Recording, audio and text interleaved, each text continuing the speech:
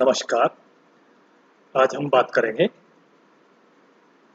संक्रमण धातुओं में परिवर्तनशील ऑक्सीकरण अवस्था या परिवर्तनशील संयोजकता। तो सबसे पहले हम बात करें कि ऑक्सीकरण अवस्था क्या होती है। किसी एलिमेंट की ऑक्सीकरण अवस्था वह आवेश होता है जो उस एलिमेंट के एटम पर उसके यौगिक के अन्य एटम्स को आयन के रूप में पृथक करने पर रह जाता है। यानी एक यौगिक उसके अन्य परमाणुओं को आयनों के रूप में सेपरेट कर दे तो उस तत्व के परमाणु पर जो आवेश रहता है वह उसकी ऑक्सीकरण अवस्था कहलाती है। और सिंपल वे में हम बात करें तो किसी एलिमेंट के द्वारा एक्सेप्ट या डोनेट किए गए इलेक्ट्रॉनों की संख्या ही उसकी ऑक्सीकरण अवस्था कहलाती है।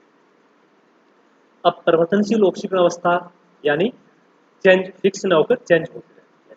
जैसे आयरन की +2 +3, कोबाल्ट की +2 +3, कॉपर की +1 +2, तो इस तरह से, और मैंगनीज की +2 से लेकर +7 तक, क्रोमियम की +1 से लेकर +6 तक ऑक्सीकरण अवस्था होती है। तो ये परिवर्तनशील ऑक्सीकरण अवस्था इनमें वैकेंट डी ऑर्बिटल की उपस्थिति कारण होती है।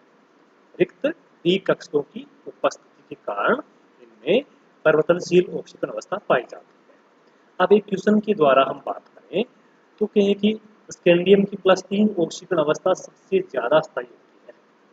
अब स्कैंडियम ऑर्गन इलेक्ट्रॉनिक जो कॉन्फ़िगरेशन हम बात करें स्कैंडियम की, तो ऑर्गन 3d1 4s2 होता है। स्कैंडियम 21 नंबर पे होता है एटॉमिक नंबर। तो अब यहाँ से 2 इलेक्ट्रॉन रिमूव करने के बाद इसका इलेक्ट्रॉनिक कॉन्फ़िगरेशन 3d1 रह जाता है। एक इलेक्ट्रॉन और यदि इसमें से रिमूव कर दें तो अब इसमें ये ऑर्गन के बराबर यानी इनर्ट गैस कॉन्फ़िगरेशन अडॉप्ट कर लेता है, तो वो अधिक स्थायी होता है। इसलिए स्कैंडियम की ऑक्सीकरण अवस्था +3 अधिक स्थायी होती है। अब एक और इसकी जो परिवर्तनशील ऑक्सीकरण अवस्था है उनके बारे में क्वेश्चन के थ्रू हम बात करें कि स्कैंडियम से मैंगनीज तक ऑक्सीकरण अवस्था बढ़ती है, परंतु इसके बाद यानी मैंगनीज से जिंक तक ऑक्सीकरण अवस्था कम होती है। तो सिंपल हम बात करें कि यहाँ स्कैंडियम से मैंगनीज तक तो राइज होती है और मैंगनीज से जिंक तक डिक्रीज होती है। कारण क्योंकि स्कैंडियम से मैंगनीज तक वैकेंट डी ऑर्बिटल्स में एक्टिव इलेक्ट्रॉनों की संख्या बढ़ती जाती है और मैंगनीज से जिंक की ओर जाते हैं तो एक्टिव डी इलेक्ट्रॉनों की संख्या कम होती जाती है। जैसे यहाँ पे देखिए स्कैंडियम +2 और +3, टाइटेनियम +2 +3 +4, वेनेडियम +2 से लेकर +5 तक, क्रोमियम +1 से लेकर +6 तक, मैंगनीज +2 से लेकर +7 तक। अधिकतम ऑक्सीकरण अवस्था ट्रांजिशन में मैंगनीज की होती है। और आयरन की +2 और +3 मोर स्टेबल होती है, बल्कि होती है +6 तक। कोबाल्ट की +2 और +3 मोर स्टेबल होती है और होती +4 तक है, 2 से 3। निकल की +2 मोर स्टेबल होती है, कॉपर की +1 +2 दोनों ही स्टेबल होती है, जिंक की +2 मोर स्टेबल होती है। तो इस प्रकार number of unpaired electron in D orbitals scandium से मैंगनीज तक बढ़ते हैं, उसी ऑर्डर में ऑक्सीजन स्टेट इनकी बढ़ती है, संयुक्तता इनकी बढ़ती है और मैंगनीज से जिंक की ओर कम होते जाते हैं, उसी ऑर्डर में इनकी वैलेंसी भी कम होती जाती है। तो संक्रमण धातु में परिवर्तनशील संयुक्तता पाए जाने का प्रमुख कारण इनमें वैकेंट डी ऑर्बिटल का पाया जाना है और वैकेंट डी ऑर्बिटल में एक्टिव इलेक्ट्रॉन का पाया जाना है। अब एक और क्वेश्चन यहाँ पे हम डिस्कस करें कि vanadium vanadium pentafluoride, vanadium tetrachloride, vanadium tribromide बनाता है। कैसे? क्योंकि वेनेडियम की +5 ऑक्सीकरण अवस्था इतनी अधिक ऑक्सीकारक यानी इलेक्ट्रॉन ग्राही होता है कि इसके संपर्क में, इसे कांटेक्ट में ब्रोमाइड व आयोडाइड जैसे फास्ट या स्ट्रॉन्ग रिडक्टेंट अपचायक आयनिक अवस्था में रह ही नहीं सकते और तुरंत हैलोजन के रूप में मुक्त हो जाते हैं।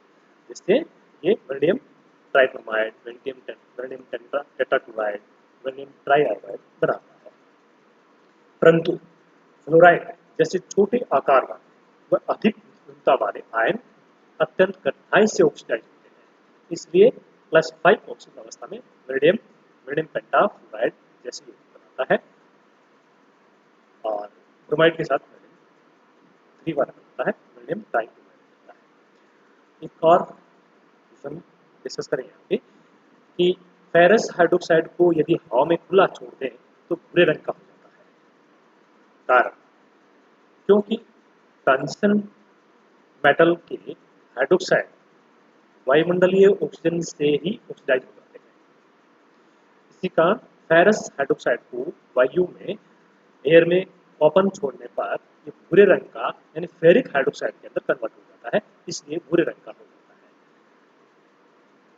नेक्स्ट हम बात करें ऑक्सीजन स्टेट के संदर्भ में क्वेश्चन कि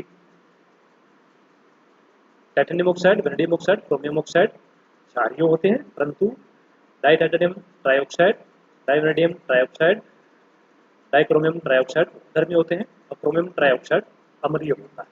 अब यहाँ पे देखिए कि ऑक्सीजन स्टेट यहाँ पे इसकी +2, इसकी +3 बढ़ती जाती है, यहाँ पे +2, यहाँ पे +3, क्रोमियम की यहाँ पे +2, यहाँ पे +3 और यहाँ पे +6। तो जैसे जैसे ऑक्सीजन स्टेट बढ़ती है तो इनमें धनावेश का घनत्व अधिक हो जाता है, जिससे इनकी अम्लता व क्रियाशीलता बढ़ती जाती है। यानी ऑक्सीजन स्टेट बढ़ने पर इनकी एसिडिक करैक्टर और इनकी रिएक्टिविटी क्रियाशीलता बढ़ती जाती है। इसलिए जिस ऑर्डर में ट्रांजिशन मेटल आयन की ऑक्सीजन स्टेट बढ़ती है उसी ऑर्डर में इनकी अम्लता व रिएक्टिविटी बढ़ती जाती है। जैसे यहाँ पे TiO में +2, वैनेडियम ऑक्साइड में +2, क्रोमियम में +2 क्रोमियम की यहाँ पे +3 होती है, यहाँ पे वैनेडियम की +3 होती है, यहाँ पे क्रोमियम +3 होती है, यहाँ पे क्रोमियम +6 होती है। तो जो कम ऑक्सीजन स्टेट है वो क्षारीय, बड़ा उभयधर्मी हो गया, और ज़्यादा बड़ा तो पॉजिटिव चार्ज ज़्यादा होने से अम्लीय प्रवृत्ति का हो गया, एसिडिक नेचर का हो गया। एक और क्वेश्चन की हम बात करें कि CRO आयनिक होता है, परंतु CRO3 सहसंयोजक होता है, क्रोमियम ऑक्साइड, क्रोमियम ट्राइऑक्साइड।